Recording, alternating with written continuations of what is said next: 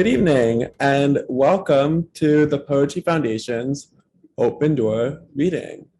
My name is Noah. My pronouns are she, her, or they, them. I am the events and accessibility coordinator. And by way of visual description, I am a white trans femme with a purple shirt, a black choker, and shoulder-length curls.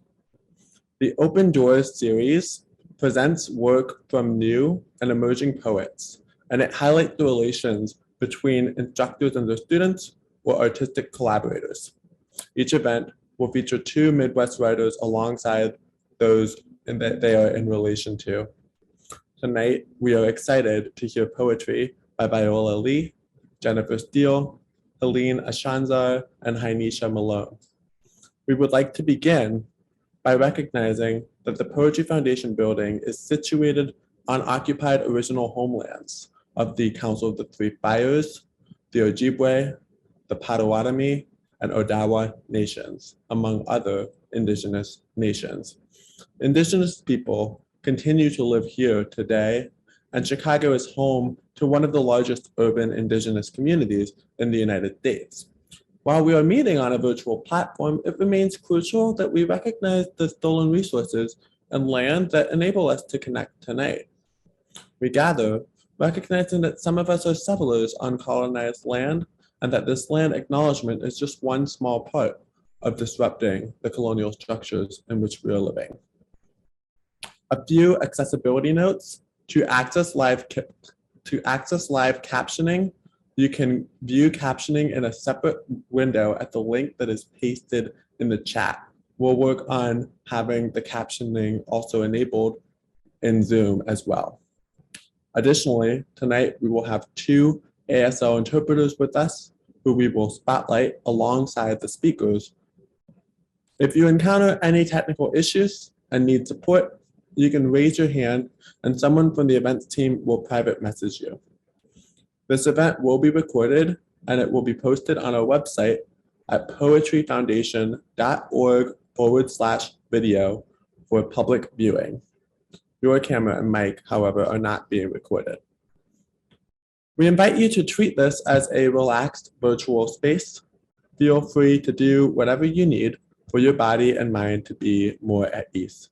If you need to eat a snack or go to the bathroom or call a friend, feel free to step away. Take a second now to make yourself 10% more comfortable.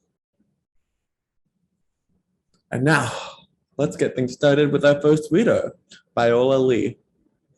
Viola Lee is a graduate of NYU with an MFA in poetry and the author of Lightning After the Echo, published by Another New Calligraphy. Lee's work has been published in or is forthcoming from Bellevue Literary Review, Literary Mama, Hong Kong Review, Crosswinds Poetry Journal, Barrow Street, and Crazy Horse, among others. She lives in Chicago with her husband, son, and daughter. She teaches first, second, and third graders at Near North Montessori School. Without further ado, please welcome Viola Lee.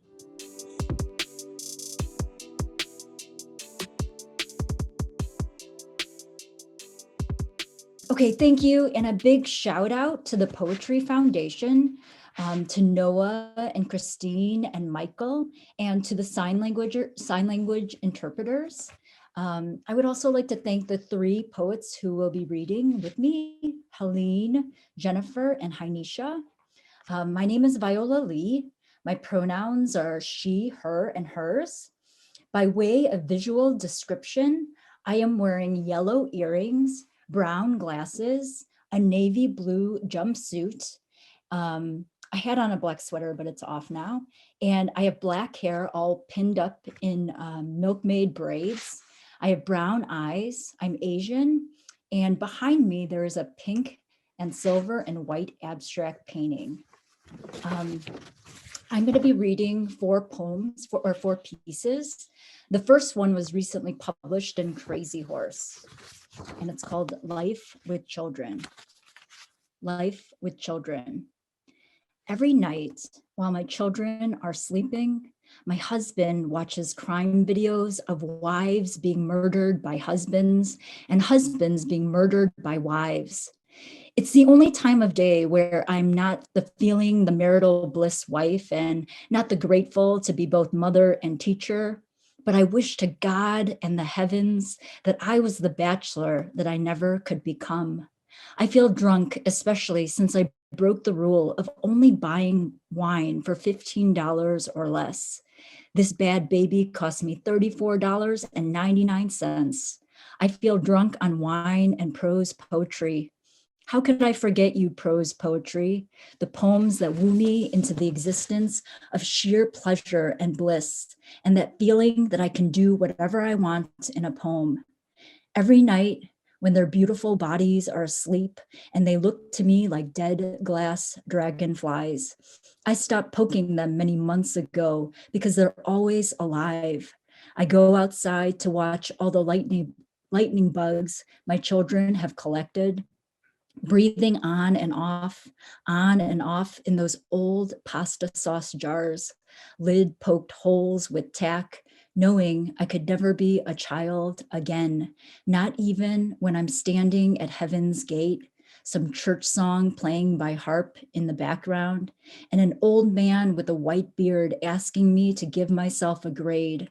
I will say to the old man, give me a B plus, a B plus. Letter B for the word bachelor, like the bachelor I could never become, not even in my afterlife, when I'm sitting on my front porch, nursing a cold glass of white wine, prose poems in hand, excited to be left alone, at least until tomorrow morning, where we all wake up to our dried bathing suits hanging on the clothesline on the lawn, cluttered with Pokemon cards, Barbies, Legos, and paper plates of cold chicken dinner, waiting for each other to apologize. Before I read the next ode, I'd like to give a big shout out to my Saturday writing group. We are made of poets from all over the US, and also a few of us are from different places of the world, but a big shout out to all of you.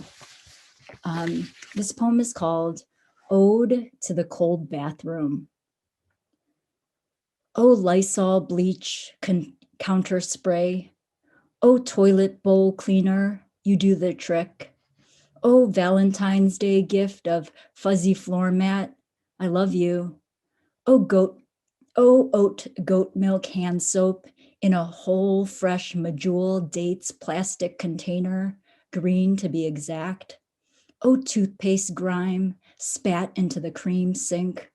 Oh, we should have installed a backsplash. Oh, Gillette defense and nose hair clip scissors. Oh, Listerine, the cool mint kind. Oh, floss picks. Oh, rosemary repel lice prevention spray. Oh, pink Tweezerman tweezers. Oh, soft Oral-B toothbrush. Oh, piles and piles and piles of black articles of clothing reused and need not be cleaned. Oh, I hate doing the laundry anyway. Oh, Tampax never used since discovering Spanx period panties. Oh, but oh, a big shout out to Mary Beatrice Davidson Kenner. Oh, we thank you. Let me use I statements. Oh, I thank you every day. Oh, belts. Oh, $10 blow dryer. Oh, used up floss still on the bottom of our clear trash can, not clear anymore. Oh, I hear the piano in the living room. Oh, let me step outside. Oh, let me step outside. Oh, city where I live. Oh, you and the ancestral lands of the Council of the Three Fires, Ojibwa, Ottawa, and Potawatomi. Oh, Miami, Ho Chunk, Menominee. Oh, Sac, Fox, Kickapoo. Oh, Illinois, Illinois, Illinois. Oh, city where I love. Oh, city where I live. Oh, where I borrow this room. Oh, to borrow this house. Oh, to borrow this body. Oh, to live means to borrow. Oh, these things all borrowed.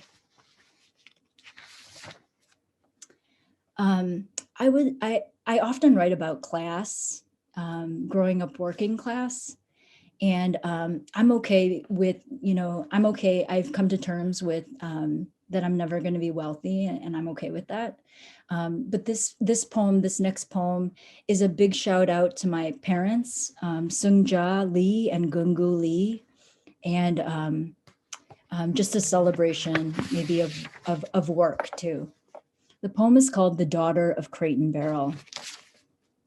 I am not the daughter of Crate and Barrel, not the daughter who lives with her golden retriever named Kamir in a tiny house in the woods with her compostable toilet and her small geometric white vases holding slivers of simple raw cotton plants. I'm not the daughter who lives amongst the woodpeckers and the deer, not the daughter who looks out the window each morning, drinking coffee from a mug that reads, "The mountains are calling me, I must go." I am not the daughter who walks each morning to observe the dew on the leaves of the maple trees, who drives 30 miles out to the nearest general store to purchase syrup grown by the local farmer who is also a beekeeper, a weaver, and a sculptor. I am not the daughter who lives in the garden, nails all full of earth, growing vegetables to can and pickle, to nourish her body, all lucky, all full of promise. I am not this body. I am not this daughter. I am not her. I am not the daughter of Crate and Barrel, ruminating upon a simple life where the dark is buried under pines, under raised beds made of reused barn wood, now covered with compostable trash bags, color of earth, color of volcanoes. And then this last piece, it will be published in Boat Press. And this is for my family. The poem is called On Date Night, We Eat Potatoes. On date night, we eat potatoes. Oh, Spud, oh, Tater, bless this dear root vegetable native to the Americas. Bless this starch tuber of the plant, Solanum tuberosum. Oh, perennial in the nightshade, Solanaceae. Oh, my son, oh, my daughter, bless your ancestors on your father's side of the family, whose souls survived the Irish famine and could not have done it without this root of goodness and earth. Add butter, black olives, and green onions sliced. Add bacon bits grilled on the barbecue on a hot, scorching summer night. Add sour cream, and if you want the healthy option, then go with Greek yogurt, and then add salt and pepper. Oh, oiji, your lovely starch tuber dessert, relished in that honey butter goodness fried into a chip, then marinated in that sauce. The sauce should be called Your Majesty. Oh, fried with sea salt and cayenne. Oh, add 2 scoops of vanilla ice cream. Oh, the heat. Oh, the cold. Oh, the sticky goodness. Oh, the richness gliding. Oh, the indulgence sliding. Oh, time is running out, for we only have 4 hours. Then we run back to the babysitter who is charging us $20 an hour. Oh, to bathe in this cream and this butter. Oh, this salt. Oh, salt of glory. Thank you so much. Thank you so much.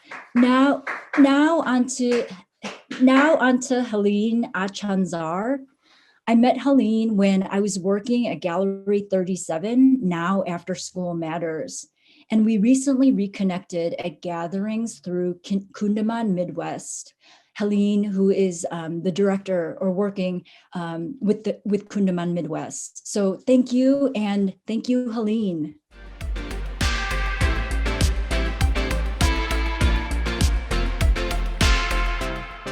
Wow, fantastic. Congratulations, Viola. To read more of her work, you can check out her book, which is called Lightning After the Echo, and we will paste the link to that in the chat. Up next is Helene Achanzar, who is a Filipina-Canadian poet and educator whose writing can be found in or is forthcoming from Jubilat, New England Review, Georgia Review, and elsewhere. She is an associate editor for Poetry Northwest, the Midwest Regional Chair for Kundiman, and the director of programs at the Chicago Poetry Center. Please welcome Helene Achanzar.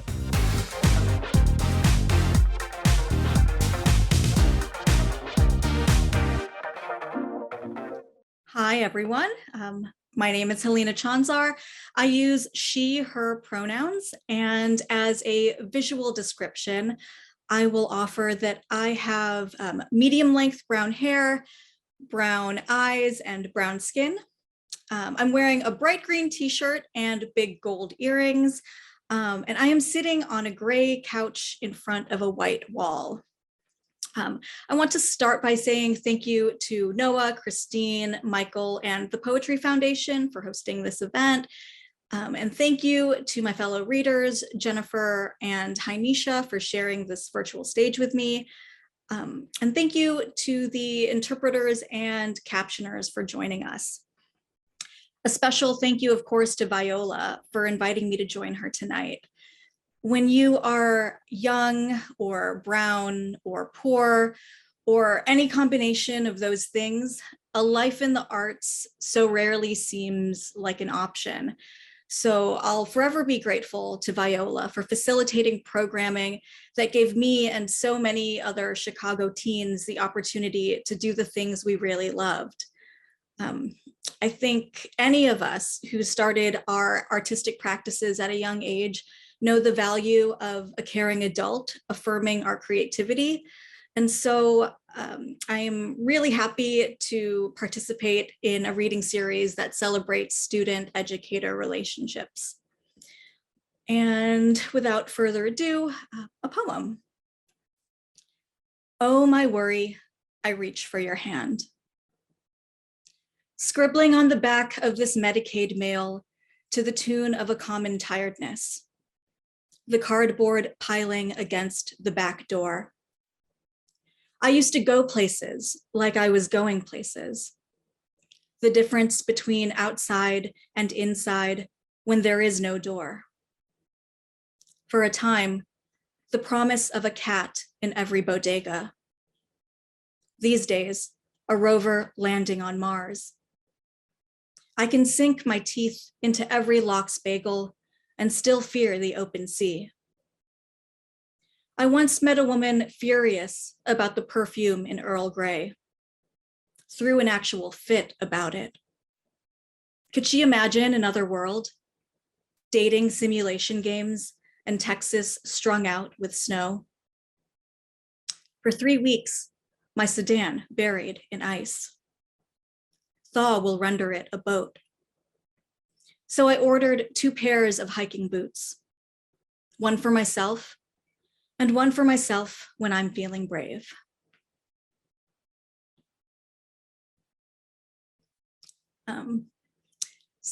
This next poem is titled Conjectures on Freedom, and it is after the poet Taylor Johnson. If I'm at the market, then street vendors call out best price and almost free. If we are free, then the concept of freedom is obsolete. If freedom is obsolete, then my city is dipped in extraordinary song. If the city is in song, then my brain smooths to a sweet frost. If my brain is frosted, then I whiplash from woman to girl again. If I am a girl, then I cannot distinguish elation from the scent of warm cedar in my hair. If my hair smells of cedar, then I'm vacationing with my father among the pines. If I'm vacationing with my father, then my father is alive. If my father is alive, then the flask in his glove box fills and empties. If a flask empties, then my mother has a new bruise. If my mother has a bruise, then she hides it well.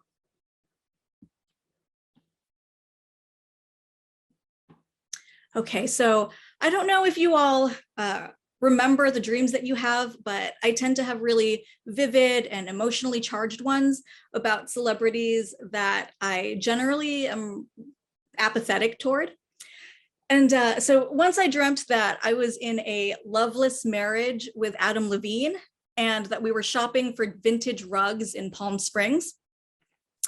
I had another dream in which Timothy Chalamet and I were on a date at an art fair in Brooklyn, and he asked me to help him pick out a new winter coat.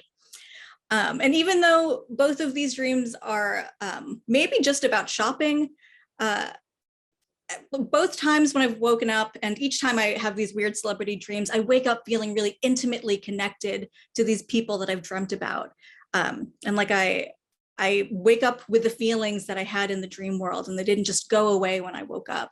And so this next poem is kind of about that. On the spectrum of intimacy. I fall somewhere between reading your book and tanning half nude with you on a not so distant shore. When I was a girl, my favorite book had a man eating fruit on its cover. What made it erotic was not the content of the book or the beach where I lost it, but the firmness of my body when I first read its words.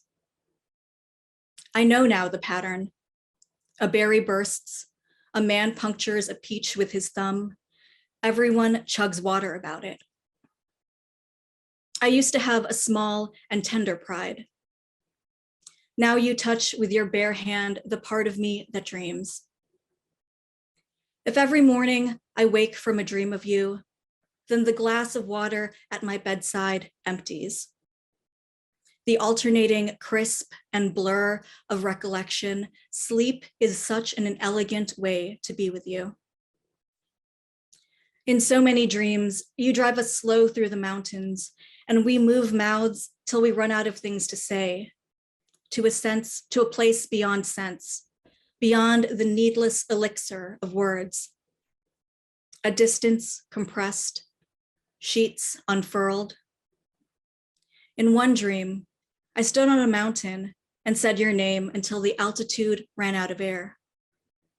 But it's morning. The mountains are still there.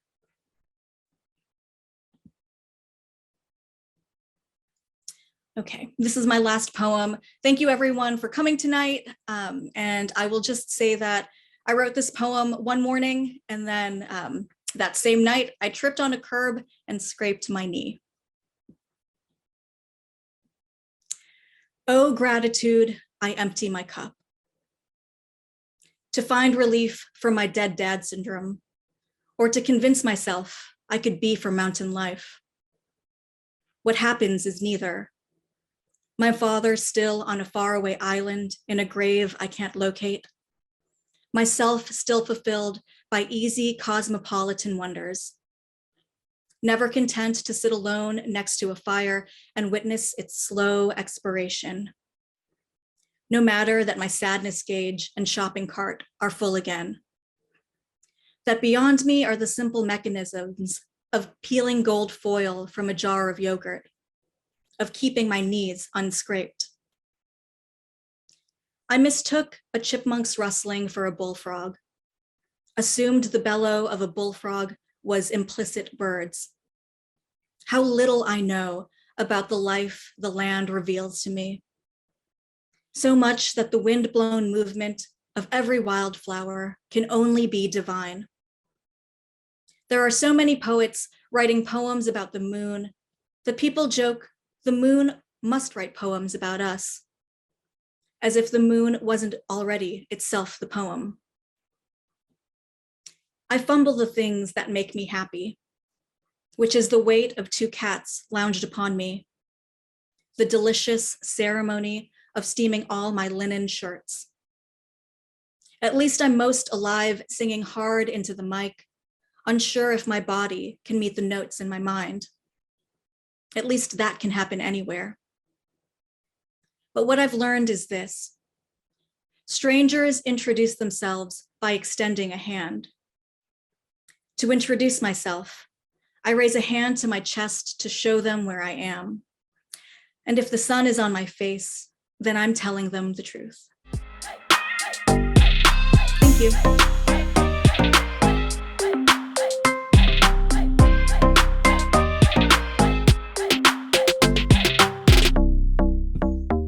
Wow, thank you so much, Helene. That was wonderful. Now we're going to move on to our third reader of the night. We just swapped ASL interpreters. Thank you, Moxie. Our next reader is Jennifer Steele, who is from Middletown, Connecticut, and has called Chicago her home for the last 15 years. Steele is a Howard University alum and received her MFA in poetry from Columbia College, Chicago. She is also an alum of Callaloo, the Poetry Incubator, and Ragdale. She is the author of the chapbook A House in Its Hunger, published by Central Square Press. She is the executive director of 826 Shy, a writing and publishing center amplifying the voices and the stories of Chicago's youth, and was featured in New City's 2020 Lit 50.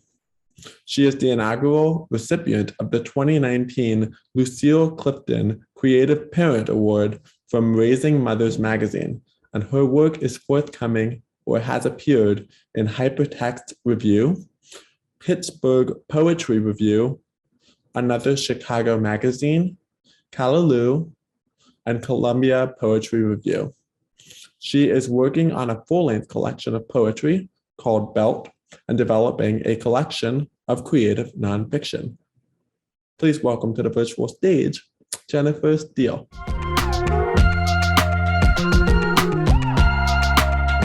Good evening, everyone. Thank you so much for joining us this evening. And I want to thank the Poetry Foundation and NOAA for creating this space. I would also like to thank Hinisha, who is one of our 826 Shy authors, for joining me this evening. I also want to lift up what Helene has said just about creating space for not only like young people who are authors and writers and storytellers, but the mentorship and the educator relationship is so important. And so want to co-sign on that and say thank you for continuing to create that space and seeing the value in that as well. So I just want to say thank you and continue to support our young people. I know how important it is, not only here in Chicago, but anywhere in the space, to make sure that young people have space and voices and know and feel that they're at the table in whatever fields, spaces, or passions that they have. So I am going to start. Oh, before I go on, I am a light-skinned Black and a Native American woman. I am wearing a short sleeve green shirt with big silver hoop earrings. I have big curly hair, and I am sitting in front of an off-white wall, and to the side of me is a piece of artwork in the shape of a vintage banjo. And so I'm going to begin with a couple of poems from my chapbook, A House in Its Hunger. Yeah, not too much more to say, so I'll get into the poems. When I come home hungry, I want your hands breaking, lettuce or an egg, your care with a shell, cutting and stirring what steams out the day's work, its lips on my blouse collar, anticipating seat and plate, the plush night of my body. You ask if I've eaten the last of your leftovers, where seasonings you love have gone. I've thrown them all away. I want what you feed me dirty-fingered, a mess of rare meat my teeth crave. You, here and wild in culinary fury, making a wish meal of chopped onions and Parmesan, crumbled butter bread and tuna no longer lost in our cabinets. Your mouth salt-rimmed, tongue a spoon, full and asking to tell you how it tastes.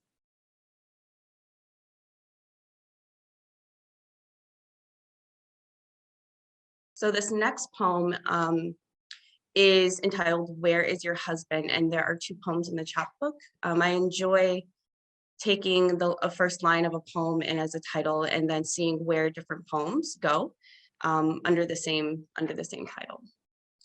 This is also one of my son's favorite poem for this first line. Where is your husband? I ate him, always wanting to fish and hook me from the inside. He lived well on the meals I made for him. Saffron soup, couscous, and apple pie. My mother's macaroni and cheese served on porcelain dinner plates shined for good company. I took up the gut of his hunger and I couldn't help myself. Plumbed him up for years on my silences and the scrubbing and washing of ovens and babies. My exit from our bed each morning to work. Feeding at the table of my torso was a ritual. The lie and shit at the mouth about his day. I tried boiling him last fall with his appetite for lobsters, stuffed him into the scalding water. Got as far as covering his head with the pot top, but his claws gripped the edge. He survived his drowning.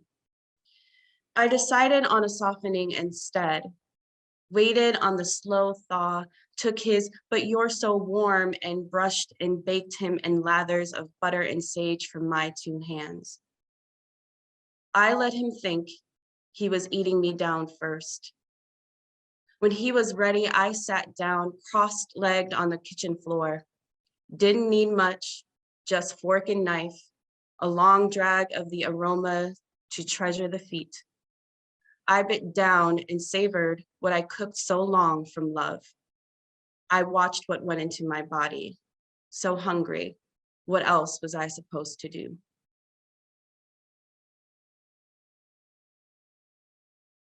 So this next poem is a brand new poem. This actually is the first time I'll be reading it, but it's coming from a newer manuscript I'm developing around entitled Swim, but really the concept is one I have just such a strong connection and love of the water. Those who know me call me a fish. And so it's really becoming a manuscript that explores what it means to be connected in, around, surrounded by water, the idea of fluidity, but then also politically in the sense of what does it mean to be a Black woman in water and swimming and the culture of African-American culture. So this is one of the very first poems that's coming out of that manuscript. And it is also centered at one of my favorite places in Chicago, which is Promontory Point. Lots of wonderful memories there, but also where I first started to learn how to open swim. Swim, Promontory Point. Imagine this is the water. Call us lake, pond, or ocean. Right-size what we say we aren't in this unnamed love. Either way, a spilling that can't be stopped. For our sake, let's say it's Lake Michigan, South Side, and that time I'm holding your hand while you give each wind-torn wave, rising high and breaking hard against concrete barriers, misfashioned as rocks, like a fist through a plaster wall, your name. Once you watched me in those waters after I jumped, trusting the openness to catch and hold me close, agitated for what I took for you in that moment, in that leap. You couldn't save me if I drowned. We agreed to only stand at this edge, marvel and kiss and remain protected from falling in and being pulled away. Did you know that even lakes have undercurrents? We could be so far gone from a false shore and not even know it. I could jump in again and not let go. I mean, what could really be the harm in that?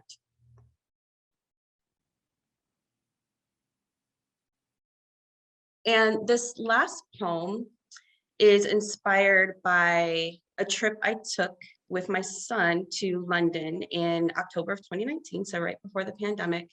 It was his first international trip, and we were there for an education conference. And we were walking through Kensington Gardens on our first day there, and we came upon like these two like big, beautiful trees, and then in them were just all these parakeets. And I don't know why, I just did not expect to see that in London in the fall. And so we were completely mesmerized by like all these beautiful birds flying around, and people were feeding them and they're just flying into people's hands. And of course, like, we want to do this. So a gentleman who was near us had a bunch of extra seeds. He was there with his daughter and gave us the seeds. And so it was really amazing to have the seeds in your hand and parakeets flying up, as well as pigeons. And so when I got home, I was like, where did these parakeets come from? How did they get to London? And so there is apparently a myth that these parakeets came from when Jimi Hendrix was performing in London, I think in maybe the 60s or 70s. And then he released them. And that is how all these parakeets ended up in London. And I also want to say thank you to Ebony Chin, who is here. She is probably the only other person who has seen this poem and was very supportive in helping this poem come to be and get in the world. So I just want to say thank you. This poem is actually pretty important to me, so I am very excited to read it for all of you. Feeding Hendrix's birds. Let's say it was Jimi Hendrix who set his two ring-necked parakeets free, gently held and let them go out of a London window, and why my son and I now happen upon the flock and magic of their descendants, flying between neighboring oak trees in Kensington Gardens, a composerless symphony of blue-green wings, unafraid to eat from the small brown hand my son holds out, full of gifted seeds. I prefer this myth for a Black boy who bolts into the beginnings of his days singing and asking Alexa to play I'm So Sorry by Imagine Dragons, so that he can dance without pause or question, spinning and contorting his eager, unbound limbs into any movement they can be made to make. And there isn't a need out of concern to ask Alexa to play Lenny Kravitz or anything by Jimi Hendrix. Request that she play songs that look like us, get close enough. I don't have to answer, what have you been teaching this boy? Thank you again. Thank you for joining. Thank you to Poetry Foundation. And I'm so excited to have Hinisha read next. She is one of our 826 Shy authors. She is included in one of our most recent publications, Inside Out There, where we worked with students from Michelle Clark High School for several months to work on what is an absolutely beautiful publication of stories and poems. And also want to say thank you to Missy Hughes, their teacher, and also just an amazing person that I've had the utmost pleasure of collaborating with for many years. I think we just realized we've known each other probably for most of the time I've been in Chicago. So I also just want to say thank you to her for all of the work that you do for all of the young people in Chicago.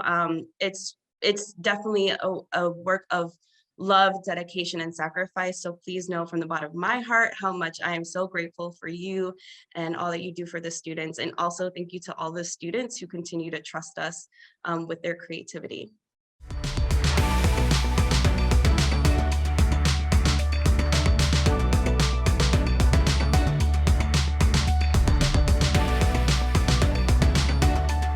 Oh, wow.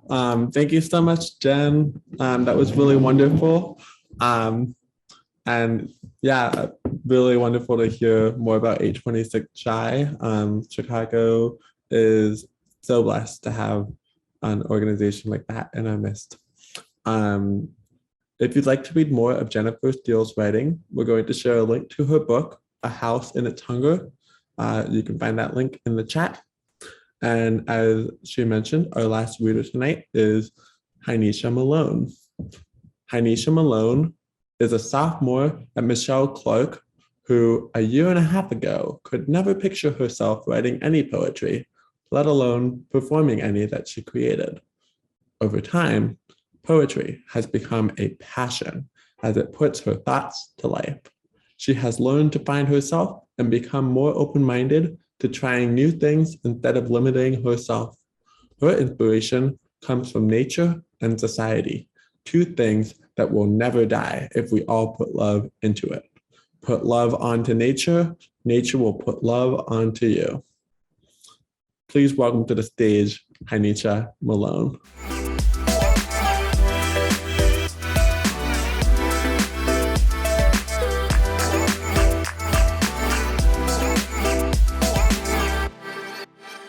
The first poem that I'm gonna read, I wrote it last year for in my freshman year for the Obama Poetry Foundation or something. They gave me this picture of Obama sitting in a chair, and he was in front of these flowers and stuff. And I got my inspiration from that, and I got second place in the city for that poem. So that's gonna be the first poem that I'm gonna read. Oh, what bright flowers in a world full of constant chaos. But through those bright flowers, you see my dark skin, right? Same color as dirt that produces the growth for those bright flowers, right? We're laid on the ground and drowned in water, but to rise up a great piece of art, right? No? Oh, I thought so. I'm not meant to be here. Look down the line. I'm the first of my kind to reside where the world didn't want me to. And to the world I will oblige to the cries and the judgment drooping over me, but from where? Oh, you. Yeah, you. I see you trying to yank away the way I paved, throwing every piece of mud there is to make me sink, but I am from the earth, the mud, the dirt. How can that harm me? And the thoughts that I think there might be one that say I can't do this anymore. This fierce look is not a facade to respond to your ignorance or make you scared of me to stop the acts of your belligerence. Far from it. I give this look to show the strength in my face. Why does that scare you, offend you, or mark me as aggressive? Now I'm sitting in a chair far from the ones we were put in, looking at you with these eyes that's created from the soil, blossom to the earth's core brighter than before. Seeing more, therefore I am. Brightly colored and brown, melanin, yes. From earth I've come, and from the ground I was made into that melanin dark flower. And that poem was untitled, but that was the first poem that I have. And then this second poem, I wrote it again my freshman year. I wrote it when I was talking about like society and stuff. It wasn't really a deep meaning behind this poem, but that's really like the base of where I got my poem from and how I came up with it. The light isn't for me. The light isn't for me, but I make it for me so I can see what they don't want me to. I'm a blind bat in a world full of eye-open thieves who are right in our face. We walk around with wicked flesh, worry what will take the last whisk of our breath away from us. Since when do we give up? Since when are they on our side? Since when have they let us see the world for how it is? And since when have they not fed us false information? We're mind trapped, and how do you escape your own mind? Let it believe the impossible, or what you think is impossible, because that's how your mind is set up to think of it. You can either live life or let life live you. And that poem was called The Light Isn't For Me. And this poem was based off of a lyric that I found of a song. I was on social media one day and I seen it. And I wrote this poem with Jen. She came to visit me at school, and we kind of came up with this poem like right there. So it's called Wish I Could Turn You Back Into a Stranger. Wish I could turn you back into a stranger, erase the pain, hatred, and anger felt from my heart that is so easily attacked by the concept of love. Wishing the creator from above didn't create me like this. Have it to begin to have a cold heart when that's never what I wanted. But how could I love again? The trust I acquired for you pulled away from my subconscious and into my consciousness, having to second guess everything that I never would have questioned. Just try again and the next will be different. No, I said to my heart, who's been black and ripped apart so fast I could hardly breathe. But lesson learned. Gain no regret from a life decision because it'll have a great lesson in the end. But could we still be friends? No, I said to my heart. learning to think logically, not allowing anything to even make me feel that bad again because I know I deserve better. Maybe I don't wish I could turn you back into a stranger, so thank you. And again, that poem was called Wish I Could Turn You Back into a Stranger. And the last poem I wrote in my freshman year again. Most of these poems I wrote my freshman year, except the last one that I just read. And this one was just saying like what is like to be like real like self-conscious and the pandemic. Looking nothing right in the face, being scared of my own thoughts, too much time to explore my mind, thinking why I have to think against the system so young. Looking at things differently at home, like family, food, chemical made products, perfume, lotion, body wash, etc. And that's it.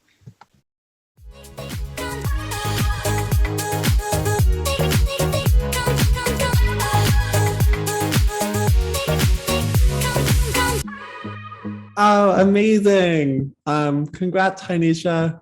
And you can find more of Hinisha's writing in the anthology Inside Out There, which is available through the Wicker Park Secret Agent Supply, put on by the Young Authors Program. You can learn more about 826 Shy and its programs at 826shy.org. We'll put both of those links in the chat. Well, that concludes tonight's reading. A big thank you to all of tonight's readers. A thank you to our captioner, our ASL interpreters, and to all of you for watching tonight's reading.